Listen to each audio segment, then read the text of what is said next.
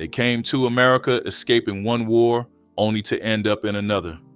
In the streets of Long Beach, young Cambodian refugees banded together, calling themselves the Tiny Raskals Gang.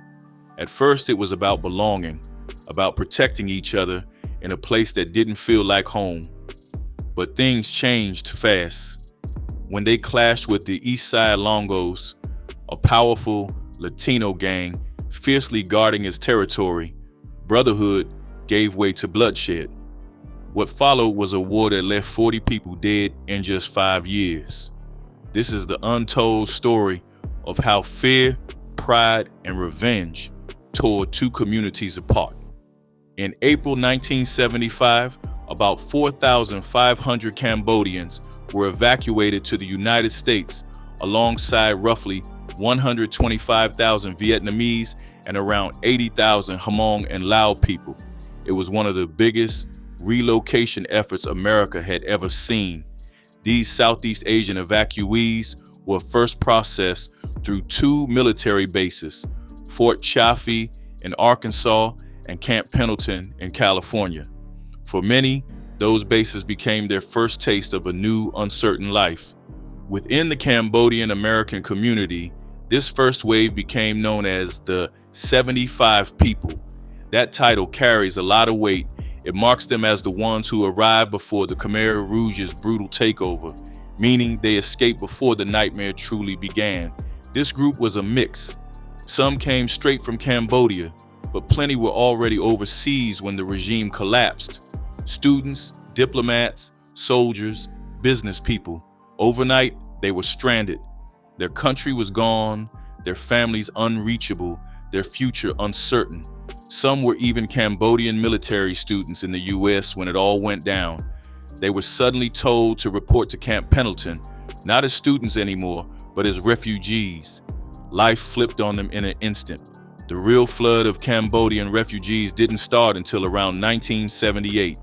Few were admitted before 1980, but that year marked a turning point when the US began letting in large numbers. Those who came later were known in the community as the After 80 people. And that title wasn't just about timing. It spoke to a whole different kind of pain, experience, and adjustment. These After 80s refugees mostly came from rural villages, living off farming and fishing. They didn't come chasing opportunity. They came fleeing destruction. The Cambodia they left behind wasn't just damaged, it was erased. Families shattered, homes gone, roads destroyed, schools and hospitals reduced to rubble. Every part of normal life had been ripped away. With the Vietnamese now controlling Cambodia, many simply couldn't imagine starting over there. Escaping was their only hope. A large number eventually found a new home in Long Beach, California, where they built a tight-knit community and called it Little Phnom Penh. Even in this fresh start, the heartbreak lingered. They carried deep grief for what was happening back home, and that pain shaped much of their new identity in America. But their challenges didn't stop at survival. When Cambodian refugees arrived, America didn't exactly greet them with open arms. Language barriers and cultural differences made it tough to fit in. And to make things worse, the streets weren't kind either. Established gangs didn't accept them, and many locals saw them as outsiders. That tension spilled into their homes. The younger generation wanted to blend in, to be American, to fit into the world around them, but their parents held tight to tradition, to the old ways they didn't want to lose. That clash created deep resentment. The more the kids tried to modernize, the harder their parents pushed back.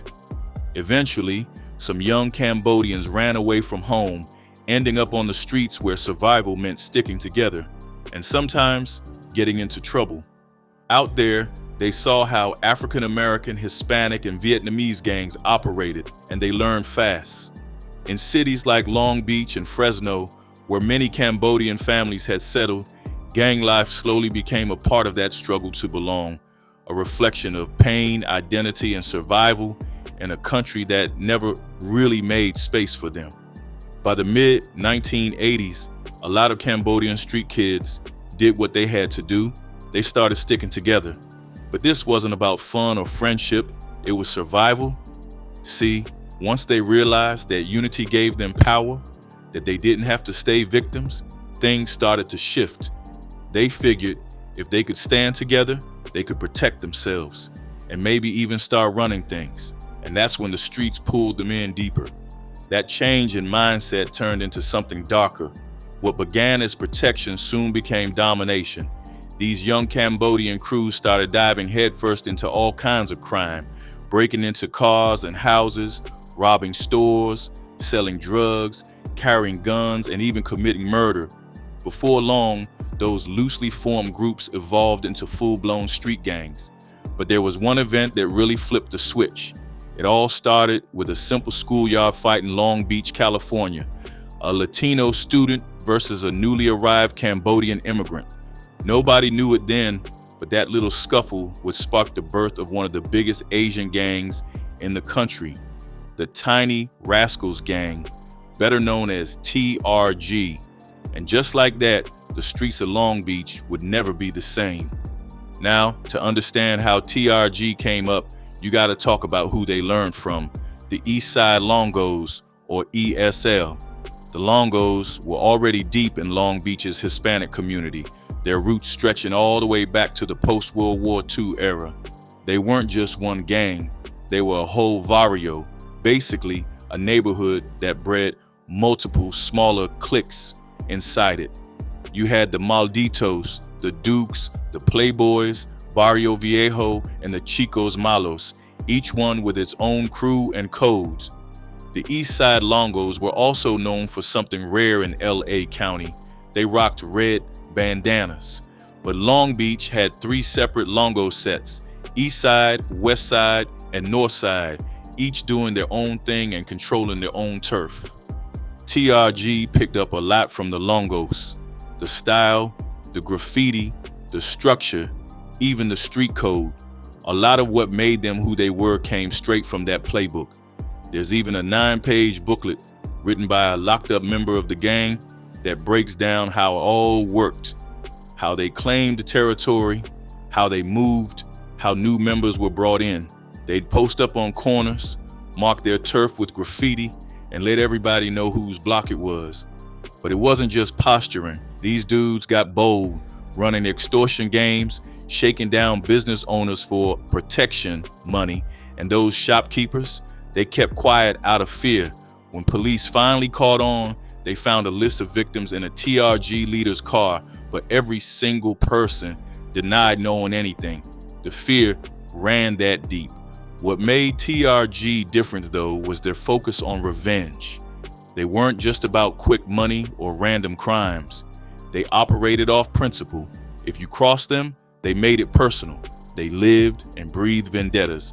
And unlike most gangs tied to one hood, TRG had movement. They didn't stay boxed into one city.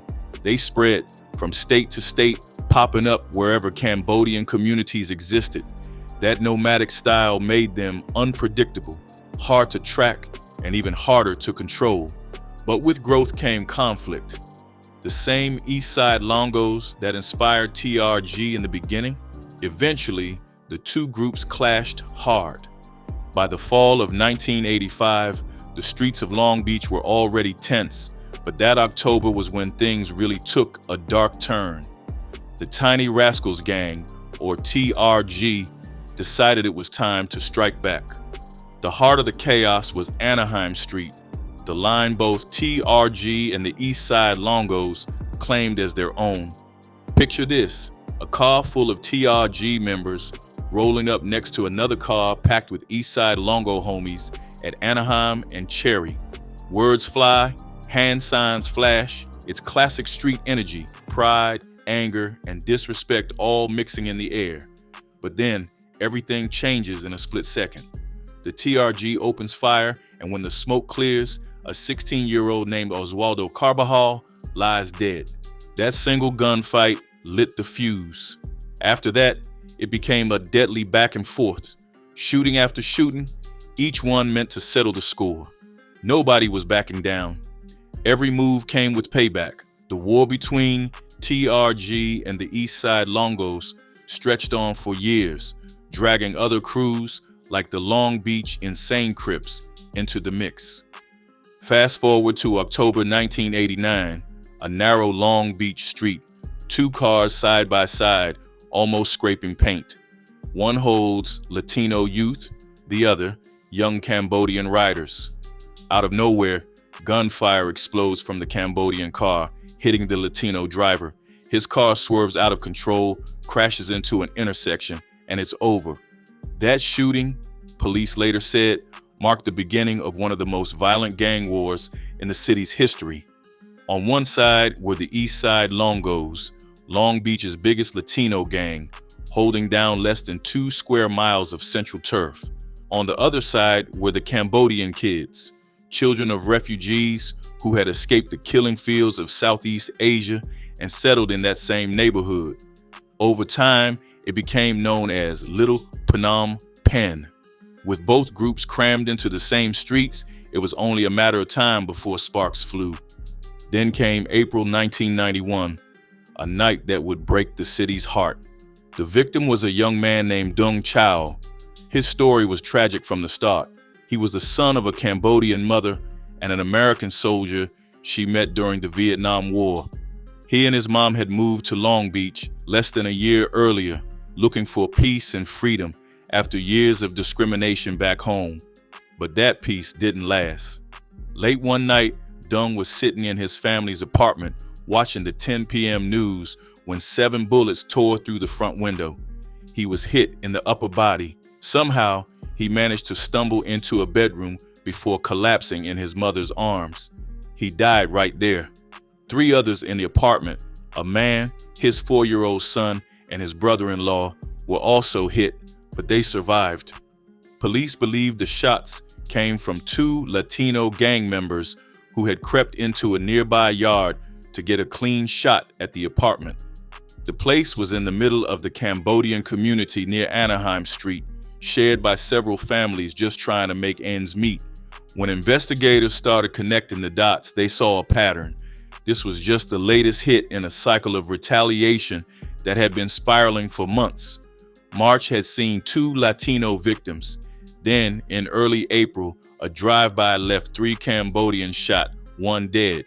Just days before Dung's death, a Latino teenager was shot while riding his bike. Payback, police said. Detective Norm Sorensen from the Long Beach PD put it bluntly. The violence was spiraling out of control. He said it was getting to the point where there was some kind of gang-related shooting almost every other day. And this wasn't small-scale stuff. We're talking automatic weapons, machine guns, high-powered assault rifles tearing through the streets. At this point, the city was tallying 9 deaths, more than 50 injuries, and hundreds of arrests. The community was terrified. Cambodian residents said their kids were constantly being harassed and jumped by Latino gangs. Meanwhile, some Latino families felt pushed out, frustrated by the flood of Cambodian refugees who had transformed their old neighborhoods and seemed to be doing better financially. People on both sides were angry and scared. Jerome Torres, a local Hispanic community leader, said it best. This wasn't just about gangs, it was about misunderstanding. He said the Latino kids felt displaced, like their home turf had been taken over. But for Cambodian youth, joining TRG wasn't always about chasing power. Many of them had lost parents in the Pol Pot regime. They came to a country where they barely spoke the language and felt invisible in a system that didn't understand them. Dr. Florentius Chan, a psychologist working with the community, explained that many of these kids were lost. No identity, no direction, no role models. Gangs gave them what they didn't have anywhere else, a sense of belonging and control. The deeper tragedy is that most people caught in the crossfire weren't even gang members. The lines were so blurred that shooters didn't always know who they were aiming at, just that they needed to hit back. Detective Sorensen called it what it was, a blood feud. Revenge didn't need a target, just a territory. By May 1994, Long Beach was sitting on a powder keg, and that month, it finally blew. The city was thrown into chaos after a brutal, unprovoked shooting that left 6 young Latino men bleeding in the street. 3 of them died, 3 were badly hurt. The shooters? A group of Cambodian gang members who rolled up and opened fire on kids who had no idea what kind of war they just stepped into. The victims were teenagers, 15 to 19 years old, just regular dudes from Los Angeles, part of different Latino dance clubs. They'd driven down to Long Beach to celebrate a birthday, not knowing the neighborhood was deep in the middle of a deadly back and forth between Cambodian and Latino gangs. When the shots rang out, witnesses said the scene looked like something straight out of an old gangster flick. Bodies in the street, blood on the cars, chaos everywhere. But this wasn't random. Police said it was retaliation, a hit for a drive-by a week earlier that had left 2 Cambodian gang members dead. The only problem? The boys who got shot that night weren't even part of that Latino set. They were just in the wrong place at the wrong time. Police spokesman Bob Anderson called it what it was, a straight-up execution. He said the shooters had specific targets and knew exactly what they were doing. In the aftermath, the city tried to calm the storm. Officials held emergency meetings with Cambodian and Latino community leaders. The police flooded the streets with patrols, detectives, and traffic cops, everyone they could spare. Deputy City Manager Joseph Ruzan Jr. said the tragedy forced the city to pull together, to use every bit of community strength to stop the madness. Deputy Police Chief Jerry Lance met with around 40 local representatives at the Cambodian Business Center. He said the goal was simple: get people talking, get them involved, and most importantly, have them talk to their kids. The police didn't want this to turn into a full-blown racial war, but it was already starting to feel that way. What made this shooting stand out was how bold it was. Usually, gang retaliation comes as a drive-by, quick hit, peel off, disappear. But this was face-to-face, close range, right in front of 100 witnesses. There was even talk that someone had tried to warn the crowd. According to witnesses, a Cambodian gang member had pulled up earlier that night, walked into the open-air party, threw a bandana over his face, and flashed a gun. Words were exchanged, but no shots fired. People were shaken, but stayed anyway, thinking it was over. The party was behind one of those old, worn-down stucco apartment buildings off Anaheim Street, the kind you see stacked along those crowded Long Beach blocks. Around 8:30 that evening, a group of partygoers decided to call it a night. They started heading to their car when a squad of young shooters, dressed in all black, armed with handguns and possibly even assault rifles, crept up from behind. Witnesses said they couldn't have been older than 20. The gunmen opened fire calmly, methodically, from both the sidewalk and the street. When the police finally arrived, it was pure carnage. 2 young men were dead inside a blue Toyota Corolla. 4 others were lying on the ground, bleeding. A 13-year-old boy had been hit in the arm and side, gasping for breath, crying out that he couldn't make it. It was a nightmare scene, the kind of violence that ripped through a neighborhood and left scars that didn't fade. For Long Beach officials, the timing couldn't have been worse. Just a few miles away, the city was trying to reinvent itself. The waterfront was booming, new restaurants and clubs were opening, and a massive $111 million expansion of the convention center was about to launch. But behind that picture of progress was a growing war between poor Latino and Cambodian youth, a war about turf, pride, and respect. High schoolers in the area knew what time it was. One student, Chula Samyut, said the tension had been bubbling for years. Cambodian kids got picked on for being small, for not speaking English well, and eventually they started pushing back. Another student, Molly Keobunta, said school felt safe. The violence stayed outside the gates, but once you hit those streets, it was different. Out there, it was survival. The numbers told the story. The week before, 2 Cambodian teens, Vishai Limpung and Arth Amnat, had been shot and killed, likely by Latino gang members. Days later, 2 Latino youths were hit in what looked like payback. Now, this massacre had taken 3 more lives. The police didn't have suspects yet, not for that night or the previous hits. Witnesses told officers that the victims were all part of different quebradita dance clubs, groups from South Central LA known for their flashy moves and competitions.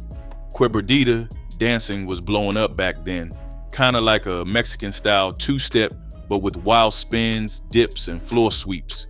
These kids weren't gangbangers, they were just dancers. Police could only confirm one of the dead right away. 2 others hadn't even been claimed by family. The victims were young, one 15, another 19, and the third just 16 years old. The 16-year-old had been shot multiple times, including twice in the head. He died later at St. Mary Medical Center. The wounded included a 13-year-old boy who went into surgery for gunshots to the arm and stomach, and 2 others who were rushed to nearby hospitals. One of them, 19-year-old Jose Figueroa, was released a few hours later. Another young teen was listed in fair condition but faced more surgery ahead. That night on Lewis Avenue wasn't just another gang shooting, it was the breaking point. It showed just how deep the divide had gotten, how far the war had spread, and how easily innocent blood could spill in a fight that started years ago over fear, pride, and pain. By this point, it had grown into something nobody could control. That's when the Mexican Mafia stepped in. They were done watching Latino gangs tear each other apart and wanted to bring some order to the chaos. Their message was simple. West Side Longo and East Side Longo needed to end their war and unite. The mission? Take on a new threat, the TRG. That's when the whole scene flipped. The Mexican Mafia started putting together their infamous green light lists. Basically hit lists, and TRG was sitting right at the top. One list from 1997 that an investigator managed to get his hands on even gave permission to attack Japanese, Chinese, Cambodian, Vietnamese, and Korean individuals, while specifically sparing Filipinos, Hawaiians, and people from Guam. But out on the streets, nobody was following those fine print details. As one expert, Leva, pointed out, most Latino gang members weren't stopping to ask where somebody was from. If they looked Asian, that was enough. Before long, every Sureño set across Southern California was at war with TRG. But instead of folding, TRG did the unthinkable. They grew. They got bigger, sharper, and more dangerous. Word spread fast that TRG wasn't backing down from anyone. They even came up with their own war manual, teaching members how to fight, move, and survive gang warfare. These weren't small-timers either. They were strapped with serious weapons and had connections stretching beyond California. They could call in backup from Asian crews in Seattle, Tacoma, and beyond. So how did a gang that started as a target end up becoming a powerhouse? TRG's story goes back to its roots, a Cambodian-based street gang that rose out of immigrant struggles and the rough neighborhoods of the 1980s. But in the early 1990s, things changed. They broke the old rules of race and gender, opening their doors to anyone who wanted in, regardless of background. Mixed race members, people from other ethnic groups, and even women started joining. That move turned TRG into a force that spread across states and cities. For a short while, there was even an all-female branch called the Tiny Raskals Gang, or LRG. But by the mid-90s, LRG was dissolved and folded into TRG itself, making TRG one of the first co-ed gangs on the West Coast. Most members were young, teenagers to early 20s. Their look was distinct: shaved heads, TRG tattoos, and clothing inspired by Hispanic gang fashion. By 1996, law enforcement estimated their numbers at around 2,000, but that figure was clearly low. TRG wasn't just Cambodian anymore. They had members from African American, Filipino, Hispanic, Vietnamese, Laotian, Samoan, and even white backgrounds. That diversity made them harder to track, and witnesses often misidentified Cambodian members as Hispanic during investigations, causing major confusion in reports and data. When it came to joining TRG, they started picking up habits from the Hispanic gangs they battled and respected. Instead of the loose, unstructured approach Asian gangs once had, TRG began formalizing things. Some recruits got walked in, meaning they'd proven their loyalty through crimes and were simply welcomed into the fold. Others had to get jumped in, fighting a few members to prove their heart and toughness. For females, the same two methods existed, but there was also a darker third option, being sexed in. This meant sleeping with a certain number of male members to earn official status. Some women chose that route because it avoided the physical violence of a jump-in, though it exposed them to other types of harm. Disturbingly, this method became more common across many street gangs over the years. When it came to what drove TRG, it all came down to one thing: money. Every move, every crime, every connection was about making a profit. Extortion, robberies, home invasions, car theft, assaults, drug dealing, even murders. It was all on the table.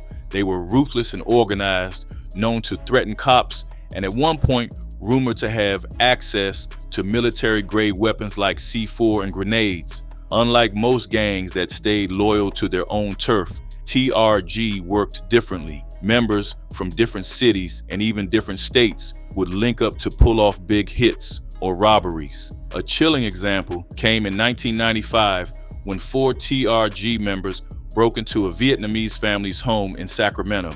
2 people were killed, 1 was badly hurt, and when police traced the suspects, they found one was from Portland and the others from California. That level of coordination made them one of the toughest gangs for law enforcement to deal with.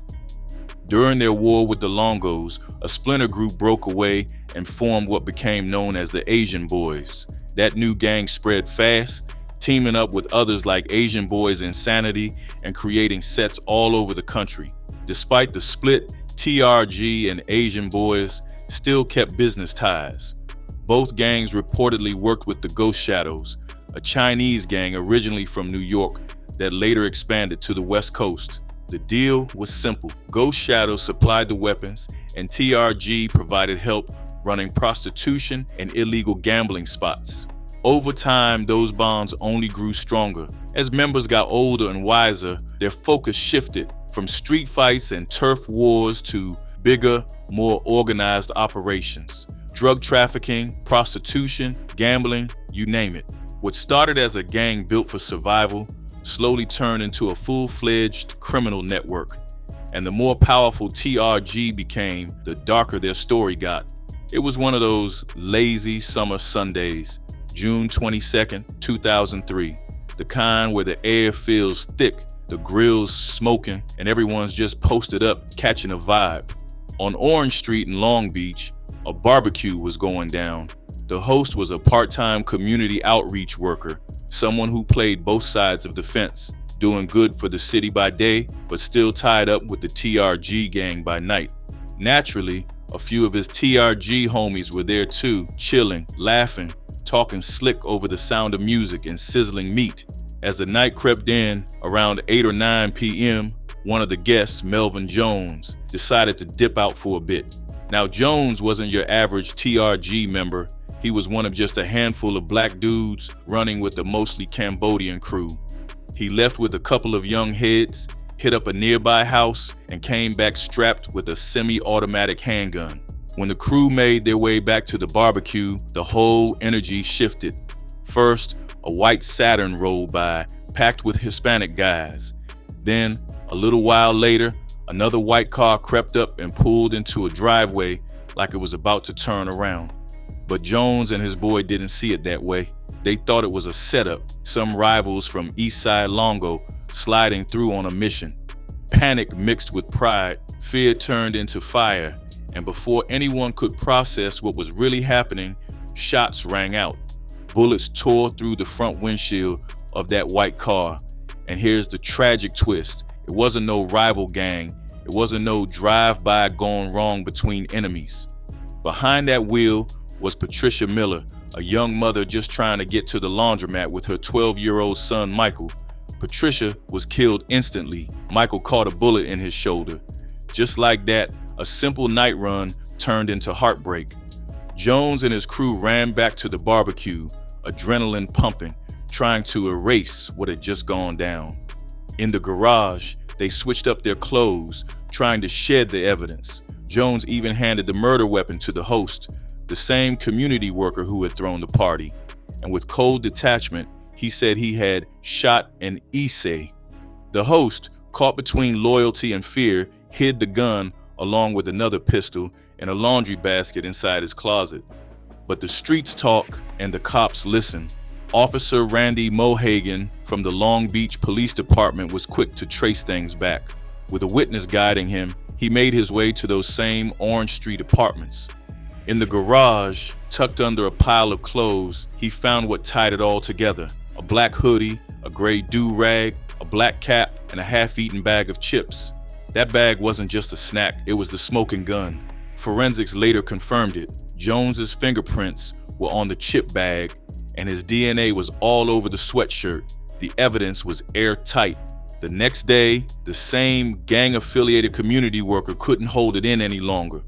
He showed up at the police station with his lawyer and told everything. How Jones had confessed to shooting an essay where the guns were hidden, all of it. The police pulled the weapons out of the laundry basket and ran the tests. The results were undeniable. The gun Jones handed over matched the bullets that killed Patricia Miller and wounded her son. When it was all said and done, Melvin Jones got hit with a heavy sentence: second-degree murder, attempted murder, assault with a semi-automatic firearm, and shooting at an occupied vehicle. His actions left behind a broken boy who'd carry that pain forever.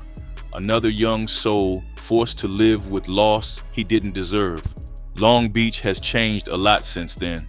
These days, you can walk through the same neighborhoods and see Cambodian American families enjoying life. Kids playing, old heads out on the block playing chess, laughter echoing where gunshots once did. But those who've been around long enough remember how rough it used to be. Take Van Chim, for example, a longtime resident who recalls when the streets weren't so peaceful. Back then, he said, youngsters were driving around shooting one another. It wasn't safe. He and his friends can finally sit outside now, playing Cambodian chess under the sun.